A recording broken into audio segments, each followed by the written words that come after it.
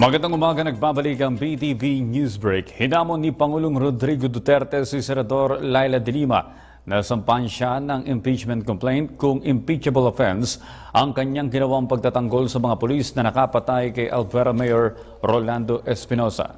Sinabi ng Pangulong Duterte na marami pang daldal si de Lima imbis na maghain na lamang ng impeachment complaint.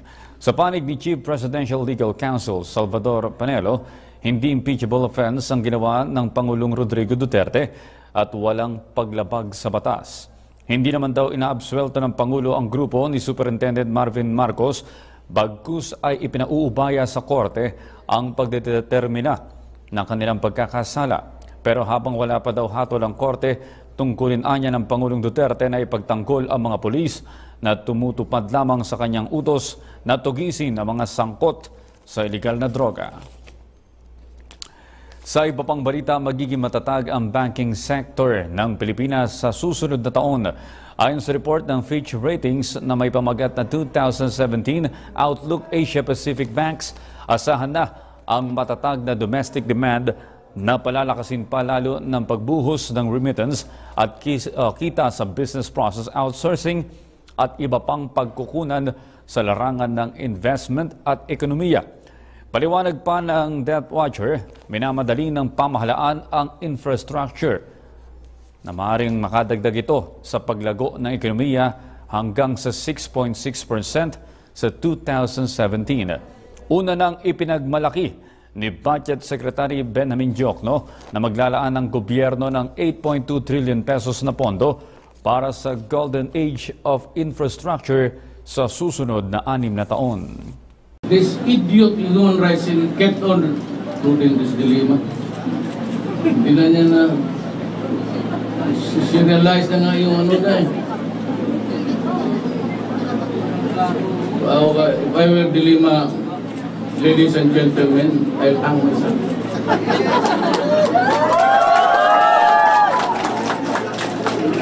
Your life is being, hindi lang life, the innermost of your core as a female is being serialized every day.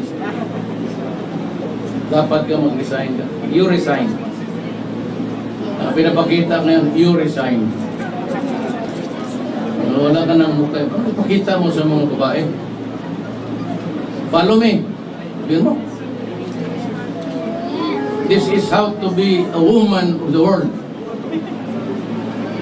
Resignation at this point will be an admission of guilt and a sign of weakness.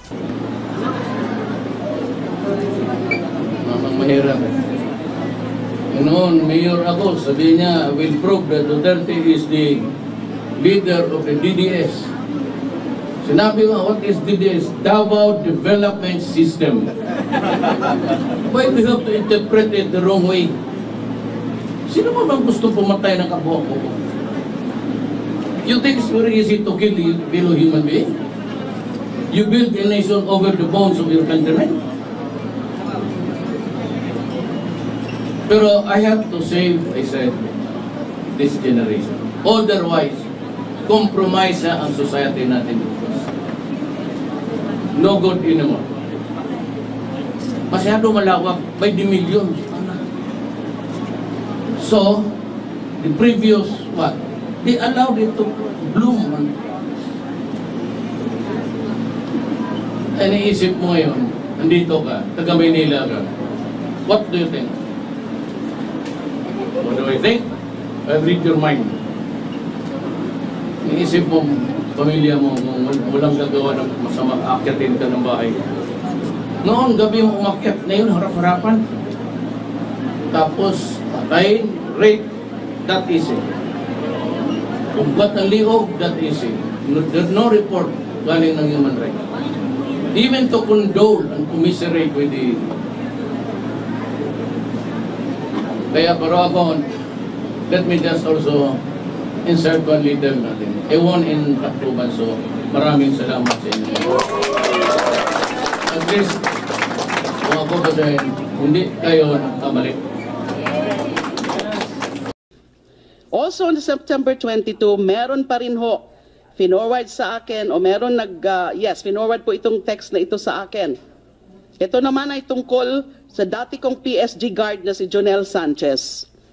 Ito naman po ang message na forward sa akin ng A1 source ko.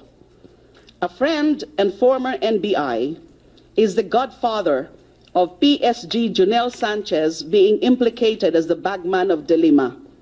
He is being forced to sign affidavit, but he said he is innocent and has never met Colanco. He and his wife, who is also a PSG, are now held in the HQ. Ask Sana help and advice if a friendly lawyer can assist or take care of them. These are the text messages. These are samples of the things being done to be able to convince certain so-called witnesses to testify against me. This is the length, this is the extent, this is the magnitude.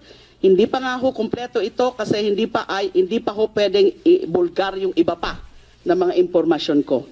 Kasi hindi pa nga pumapayag yung mga sources ng information ko. And now we have this incident kanina. And now we just saw a news item quoting Speaker Alvarez saying that somebody must be out to silence Sebastian. Ano na naman ang mga implication nila? Kagagawan ko na naman yan.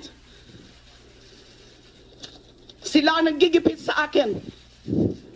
Masyado na nila akong ginigipit, inaapi, tapos ganyan pag gagawin nila. Lahat na lang sinisisi sa akin. And they call themselves men. Ganyan ba mga lalaki? They're cowards, they're fools, and they're liars. That is the bunch of officials that we have now. Yan, may mga istorya rin. I just saw yung mga mga feeds. Ano yung kanina? Ano naman ito? Peter Ko, Tony Ko, and Vicente C. were reportedly using shabu inside the cell of Peter Ko. Inmate Edgar Cinco witnessed the three using drugs and reported them to Dongail, Clarence Dongail. Isa rin po yung Bilibid 19, another inmate who is a police major. Dongail told them to stop and warned them of the consequences. So, sobra naman ang pagtingin nila sa atin.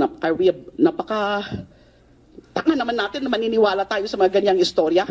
Bilibid 14 is supposed to be the most guarded facility now. Nandyan yung mga staff. Tapos gagawa ng istoryang ganyan na nagsasyabu kaya nagkarayot.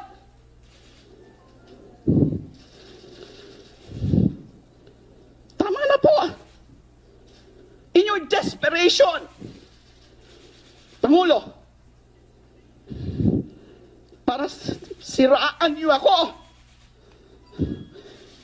Hindi niyo na iniisip kung ano na yung nagiging itsura niyo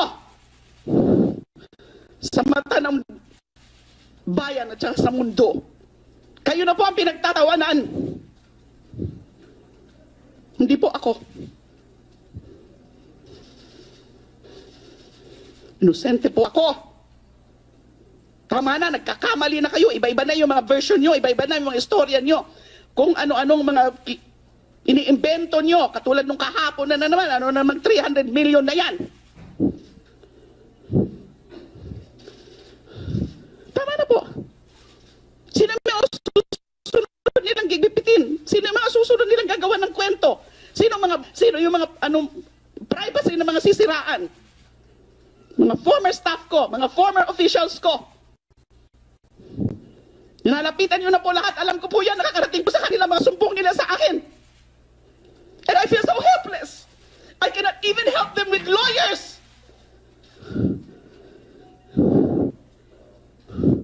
Dahil kung papadalhan ko sila ng lawyers, sasabihin nila, ayan, kasi proprotektahan para hindi siya i-ano. So what am I supposed to do now? Tell me. I'm not going to leave this country and escape anything because there is nothing to escape from. May mga nag-a-advise na sa akin, ng mga well-meaning friends. Mag-isip-isip ka na, Laila, kasi kaka-announce din nga ng Pangulo na ikukulong ka na daw talaga.